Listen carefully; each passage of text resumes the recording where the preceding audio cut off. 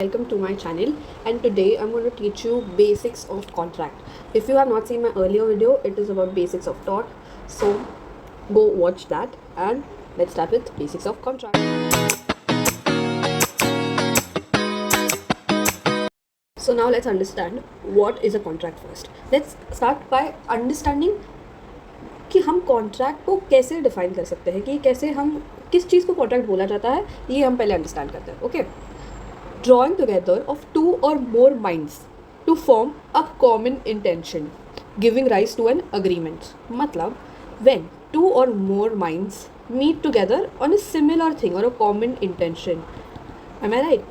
मतलब तभी जाके एक agreement form होता है इन दोनों के बीच में. अगर आप समझने जाओ कि दो इंसान क्यों मीट कर रहे हैं एक कॉमन इंटेंशन पे, क्योंकि may be they have a reason to meet into that intention, they have something going on that they both need from each other is the reason why they are forming this agreement. Similarly वैसे ही चीज़ है कि contract भी वही है, but it's a one step ahead of an agreement. But let's understand simple से starting से कैसे. So section 2H of contract act 1872 की contract is an agreement enforceable by law. Okay, so ये डेफिनेशन क्या बता रहा है, कॉन्ट्रैक्ट क्या है, agreement plus enforceability by law.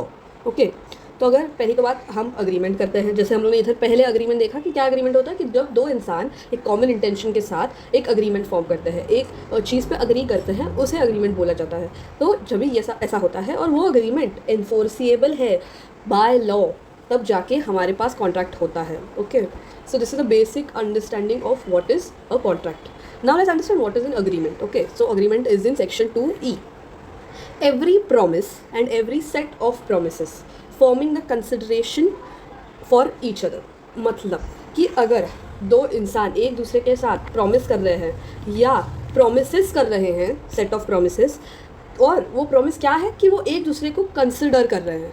Okay, ऐसे ही सिंपली नहीं हो सकता कि आप विदाउट कंसिडरेशन कुछ प्रॉमिस करोगे. ऑफकोर्स अनसेंटेड फिर वो चैरिटी हो जाएगा.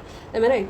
तो when there is a promise going on, there is a consideration from both the sides, and this promise is related to agreement. Okay, हम सिंपल प्रॉमिस के बारे में नहीं बात कर रहे जो फ्रेंडशिप्स के साथ होती है, हम ये कॉन्ट्रैक्ट एक अग्रीमेंट के बारे में बात कर रहे हैं. जिधर ही प्रॉमिस होता है उधर कंसिडरेशन होना बहुत ज़रूरी होता है. गिफ्टिंग ये अलग बात हो गया, ये कॉन्ट्रैक्ट में नहीं आता है. Okay, consideration, set of promises. Okay, so हम लोग क्या बात करें, promise plus promise is agreement. Am I right? Set of promise is promise. क्या है अग्रीमेंट? एक दूसरे को प्रॉमिस कर रहे हो भाई तुम, और वही प्रॉमिस अग्रीमेंट की तरफ हो जाता है. Now let's understand definition of promise. Promise क्या है? अभी प्रॉमिस मतलब सेक्शन 2B में पहली तो बात प्रॉमिस का डेफिनेशन है. So they are first making you explain basic thing. Okay, अभी प्रॉमिस मतलब क्या, a proposal when accepted becomes a promise. मतलब जब एक इंसान एक प्रपोजल डालता है दूसरे इंसान को, और वो जब वो दूसरा इंसान एक्सेप्ट करता है, तभी प्रॉमिस बन जाता है. M I right? कि कोई एक इंसान सामने से प्रपोजल तो डालना चाहिए प्रॉमिस करने का, तभी जाके तुम सामने एक्सेप्ट करते हो कि ओके मेरा इसमें कंसिडरेशन है और अभी मैं इसको एक्सेप्ट कर रही हूँ. तो इसको बोलते हैं promise. Proposal plus acceptance is promise. Okay, now we will get to the first definition in contract act which is a proposal, जिससे सब कॉन्ट्रैक्ट चालू ही एक प्रपोजल से होता है. बेसिक ऑफ कॉन्ट्रैक्ट इज कि प्रपोजल आना चाहिए, पहली तो बात. Am I right? So let's understand what is a proposal.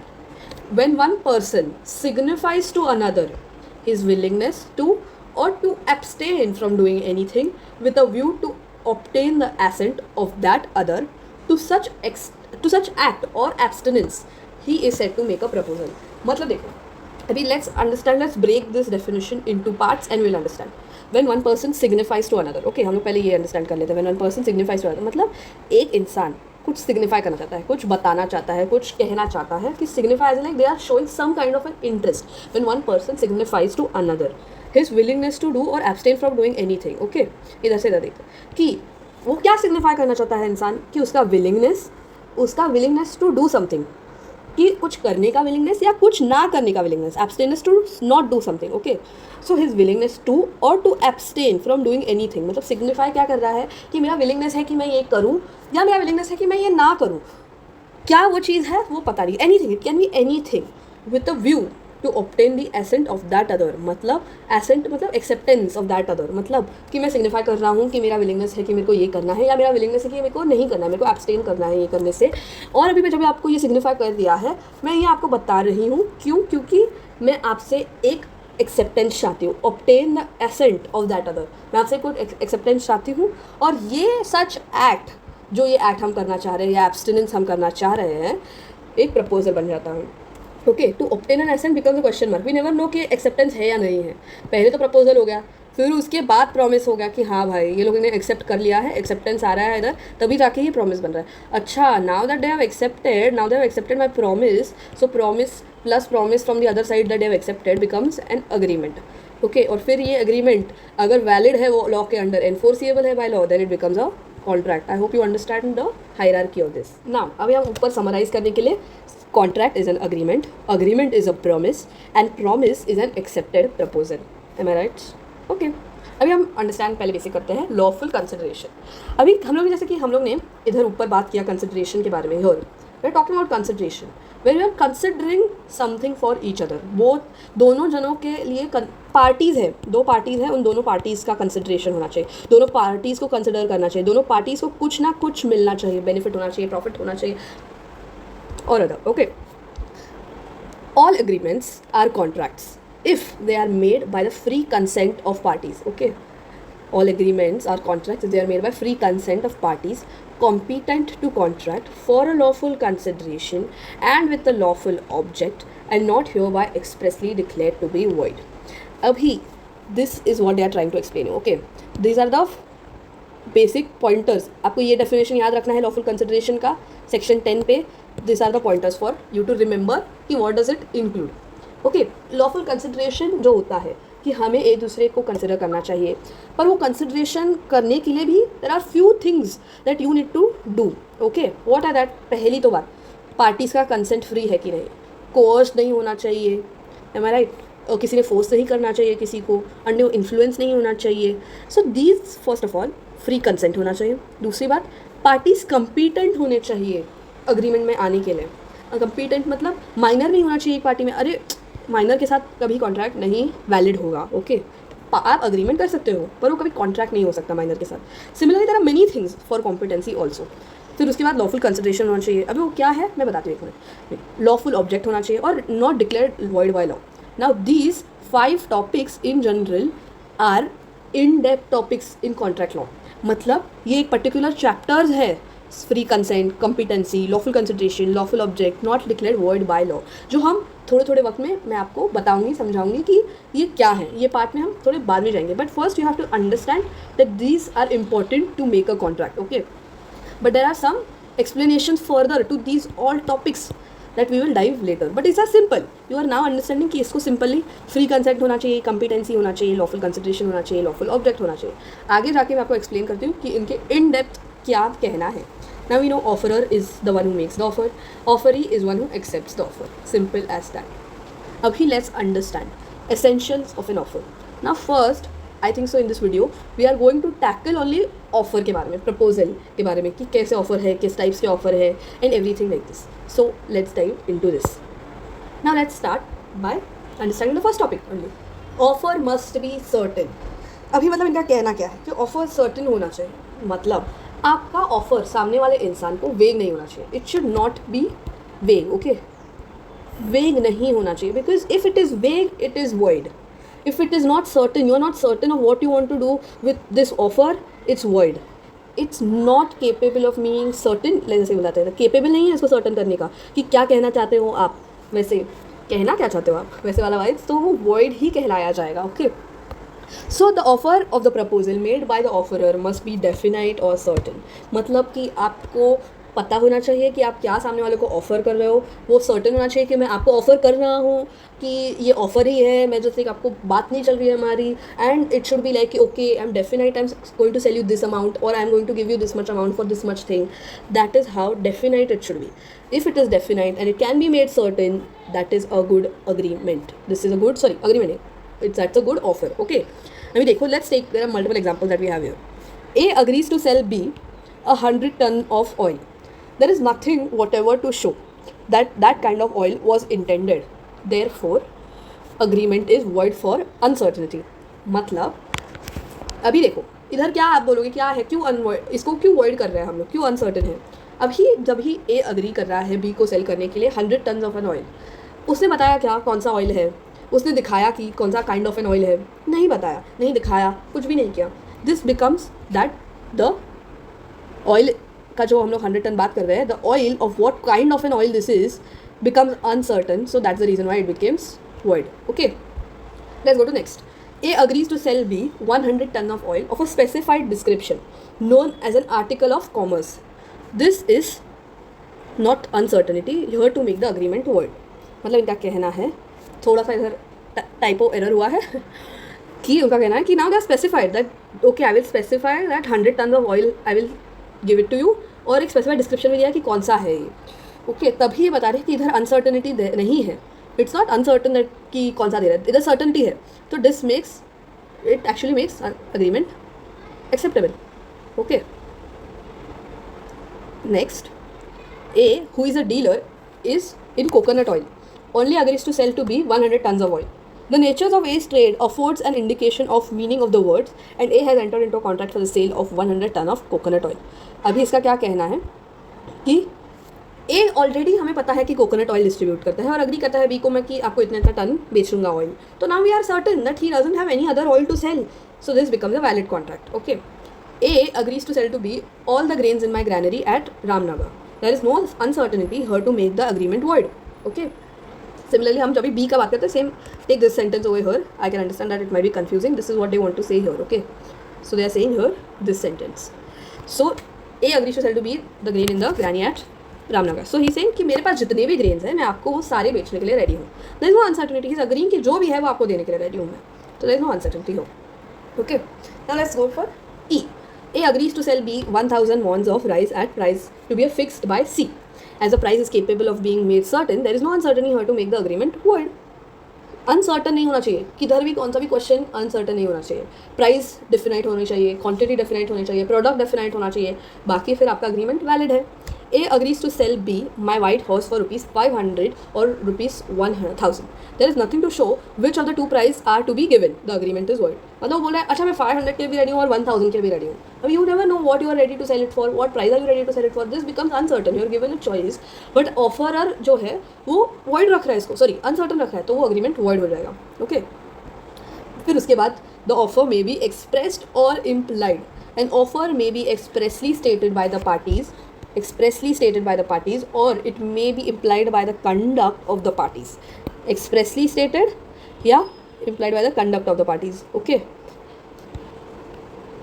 so let's again expressly stated मतलब हम लोग सामने से बता रहे हैं कि ओके ये मेरा ऑफर है, ये आप एक्सेप्ट करना चाहते हो या नहीं. This is expressly.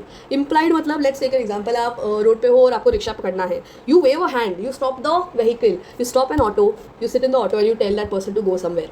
That person takes you there, he puts his meter down, he takes you there and you are now getting out and you are saying I am not going to pay you. That's not right, because आपने imply किया, आपने तभी हाथ दिखा के उसको रुका के आप उसकी गाड़ी में बैठ गए, उन्होंने मीटर डाल दिया नीचे.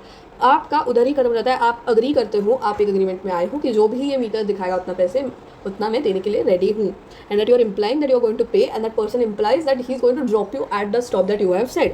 That is an implied agreement that has happened between you. You have no such agreement. भैया लेके चलोगे कि नहीं, वो भैया बोलेंगे येस लेके चलूँगा and everything. This becomes express, but here you are implying just an implied. This is just an example. It can be anything. Okay. Promise expressed and implied. In so far as the proposal or acceptance of any promise is made in words, the promise is said to be express. Is in so far as much proposal or acceptance is made otherwise in words, the promise is said to be implied. Okay. Example: when a person buys something in a shop, he asks the shopkeeper for the thing which he wants. This is an express offer. When a person gets into the bus for traveling from one place to another, he undertakes to pay for the ticket even though he does not make an express promise. Getting into the bus, implied offer. समझ में आया? Similarly, rickshaw का जैसे मैंने बताया. Now let's understand what are the kinds of offer. There are multiple kinds of offer that you can see, and then that these actually help us to understand what is actually a proposal and what is not a proposal. Okay, this helps us understand the basics of contract. कि okay, अभी core ही हम लोग question mark कर देंगे, अरे ये offer है या नहीं है, was it an offer or not. This is what we are trying to understand over here when you are saying kinds of offer. Okay, so first of all we have a specific offer which is कि एकदम specific है, आप address कर रहे हो to definite individual or a group of individual. मैं मेरे दोस्त को बता रही हूँ कि अच्छा मैं ये मेरा फ़ोन बेच रही हूँ इतने इसमें, तू लेगा क्या. This is a specific offer. I am just offering this to that particular individual or a group of people. ये सिंपल कॉन्ट्रैक्ट जो हर एक इंडिविजुअल के साथ होता है, ये स्पेसिफिक ऑफर है, basic of offer. Okay, let's understand now general offer. General offer made to a uncertain individual, such as offer can be accepted by uncertain individual. कि इनका कहना है जनरल ऑफर मतलब कि मैं जनरली ऑफर कर रहा हूँ कि मेरा फ़ोन मैं इतने अमाउंट में बेच रहा हूँ. Now let's take I am putting a status on my phone saying that कि oh I am selling this other phone for this amount. That's it. You never know who is it going to. You are uncertain कि ये कौन देखेगा, कौन buy करेगा. It becomes a general offer. Now let's understand. This is a very very important case. I will tell you. Carlyle versus Carbolic Smoke Ball Company. So very important, you need to know this case. Okay, let's understand. The defendant of the case advertised that they would pay £100 to anyone who got severe influenza after using the smoke ball thrice daily for 2 weeks.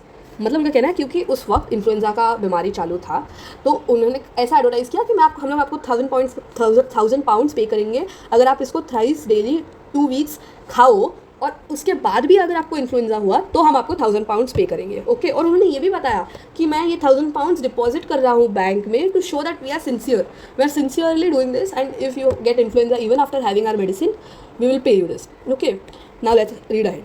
Mrs. Carlyle, relying on the advertisement, used the smoke ball for the said period, but even after that she got influenza and so she filed a suit for the 100 pound 1000 pound जितना भी है.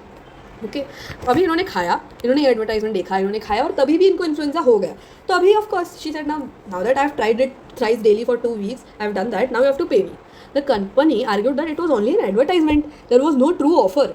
They also said that a notification of the acceptance by Miss Carlyle was not made to the company, so they are not liable. Company का defence ये था कि अरे हम लोगों ने तो जस्ट एडवर्टाइज किया था, ये कुछ ऑफर नहीं है और आपने तो हमारे कुछ एक्सेप्टेंस किया, आपने मेरे ऑफर का या आपने कुछ एक्सेप्टेंस डाला ही नहीं कंपनी को तो हम आपको नहीं देंगे, you are not liable. Okay court अभी इसमें ये बात करता है कि offer may be made to an ascertain person also at it can be called a general offer. मतलब कोर्ट कहता है कि आप एक ऑफर कर सकते हो और एक अनसर्टन पर्सन को भी कर सकते हो. This is a case of general offer and the deposit in the bank showed that it was not a मियर advertisement. Okay उनका कहना है कि आपने एडवर्टाइज किया ठीक है पर फिर आपने सिंसियरिटी के लिए आपने 1000 रुपीज़ बैंक में क्यों रखे. मतलब आप बता रहे हो कि this is not advertisement, this was an offer that you made up front. Okay in that case of the notification the performance of condition in the acceptance of an offer and so that the company has made an offer Mrs Carlill accepted it and the company was held liable. So company को pay करना पड़ा. Now we have invitation to offer. Let's go. Every expression of willingness to enter into a contract may not amount to an offer in the legal sense. अभी हमने पिछले दो देखे general offer and specific offer is when you are actually making an offer. Here they are saying अभी आप जो देखते हो वो ऑफर हर वक्त ऑफर नहीं होगा. This is coming in the negative side that okay not everything is offer, not everything that you see or you have a willingness to enter into can make it an offer. Okay let's take an example. A company made an advertisement that it has certain books to sell. There is no offer to be bound. The company is actually inviting the public to make an offer. When any of the public goes and asks for the book, only then there is an offer. मतलब जैसे कि हम बताते हैं कि इनका कहना है कंपनी ने बोला कि ये बुक्स सेल करने के लिए, कितने के लिए है नहीं पता. दे आर सेइंग कि आप सामने से आओ, हमें ऑफर दो, हमें लगा तो हम एक्सेप्ट करेंगे या हमें नहीं लगा तो हम नहीं एक्सेप्ट करेंगे. Let me give you another example. When you are going for a window display in a shop, जैसे हम विंडो शॉपिंग देखते हैं उधर लिखा है sale sale sale for this item. You go inside and you buy some another item and you are saying अच्छा ये तो सेल में है. तो now the person saying no this is not on sale. Okay so that becomes कि invitation to offer कि ये मैं आई सेल के हिसाब से पर मैं आपको सेल उस चीज़ पे नहीं है तो आप वो नहीं ले सकते. Of course even if you take the item that was on sale the person also can deny giving that to you. Okay can say that I don't want to give it to you. I am saying that this is not on offer, this is not on sale, this is just display. There are many times that happen कि हम display के लिए भी जाते हैं. They are like you know this is for display, this is not for selling, this is where it is invitation offer. They are trying just to invite you to make an offer. You went inside thinking that oh this is some item that I want to buy. You went inside and offered that oh I want to buy this. That person says no this is for display. This is an invitation to offer. You invited, that person invited you to offer, to make an offer to that person and it's on them if they want to sell it or not. Okay देखो क्या क्या है. Ads, window displays in shops, auction notices, tenders, admission form, flyers and pamphlets, price list. मतलब देखो इधर कैसे होता है इन्विटेशन टू ऑफर मतलब क्या, attempt to induce an offer, starting stage of an offer. मतलब ये ऑफर नहीं है, this is actually not an offer but an invitation to make an offer. Okay इधर बता रहे हैं हम कि party makes it clear that he wishes to invite offers from public. Party can accept or reject the offer. समझ में, मैं accept या रिजेक्ट कर सकती हूँ आपका ऑफर, मुझे पसंद नहीं आया मैं नहीं कर सकती. Now we have another quotation of prices. When parties quote prices is indirectly an invitation to offer. मतलब कि कोई एक पार्टी आपको जस्ट एक कोटेशन दे रहा है, आप एक पेन बाय करने जाते हो, ओके, और वो एक लिमिटेड एडिशन पेन रहता है, एक ही पेन रहता है उनके पास, और आप उनको पूछते हो कि अच्छा how much is this pen for, और वो बताता है 500. आप सोचने में टाइम लगा देते हो, तब तक उसने किसी और को बेच दिया. आप बोलते हो अरे मैंने आपको पूछा ना प्राइस, तो आप कैसे किसी को बेच सकते हो. उन्होंने बताया कि I have just coated you the price, I said that this is the price for that pain, okay, you have not accepted और नॉर हैव आई एक्सेप्टेड कि आप ये बाय करने वाले हो, तो मैंने किसी और को बेच दिया. This is what quotation of prices mean. Let's read the case Harvey versus facie. Harvey sends a telegram to Facey. Will you sell us the bumper hall pen? Telegraph the lowest price. Facey replied, lowest price for the bumper hall pen, 900. Harvey telegraphed, I agree to buy bumper hall pen for the sum of 900 asked by you. But Facey did not reply. Harvey filed a case for specific performance. The court held that a suit for specific performance can succeed only if there was a concluded contract. But Harvey's second telegraph was not at all replied by Facey. मतलब Harvey ने 2 accept किया, पर facie ने कुछ message नहीं डाला. Facie का acceptance आता तब जाके आप एक स्पेसिफिक परफॉर्मेंस का सूट डाल सकते हैं. जस्ट बिकॉज यू एक्सेप्टेड, सामने वाला person also has to accept. Now let's go to another cross offer. Cross offer when two person makes identical offer to each other without knowledge of each other's offer, they are termed as cross offer. Doesn't amount to automatic acceptance of each other and hence no contract is formed. मतलब ये 2 इंसान हैं, दोनों ने same offer किया एक दूसरे को, पर दोनों को एक दूसरे का ऑफर पता नहीं है. मतलब क्या मैं बताती हूँ. This person is trying to sell his phone for 500. This person is thinking कि अरे मैं इसको बोलूँ क्या इसका फ़ोन 500 को बेचने के लिए मेरे को. हाँ, they both are thinking and they will convey to each other, but till they convey to each other there is no offer here. And even if they convey and the सामने वाला person says no, still this doesn't make it an offer. So I hope you understand what is cross offer. So known as something called as counter offer, which is when one person gives you an offer and you counter by saying, so I will give an example. अभी मैं अपना phone बेचना चाहती हूँ and I am saying कि I am selling it for 1,000 rupees. तो सामने वाला person says no, sell it for 500 now. So that becomes a new offer altogether. My 1,000 rupees offer stands to be cancelled. A new offer has come of 500 rupees to sell my phone. Now it is my duty to accept it or not. Do you understand? This is what is counter offer as well. Okay. Conditional offer which are subject to certain clearly written preconditions. As in, when a person puts a precondition, oh, I will sell you this phone unless and until you do this certain thing, and then only I will sell this phone to you. That is a condition, okay. But that condition should also be valid, okay. It should be enforceable, and that person should be able to do it. And that condition should also be accepted, okay. Then only this offer stands. Thanks for watching this video. I will make another part 2 because this video is getting long, about essentials of a proposal and acceptance, communication and revocation of acceptance as well. So that will come in another video. Thank you for watching.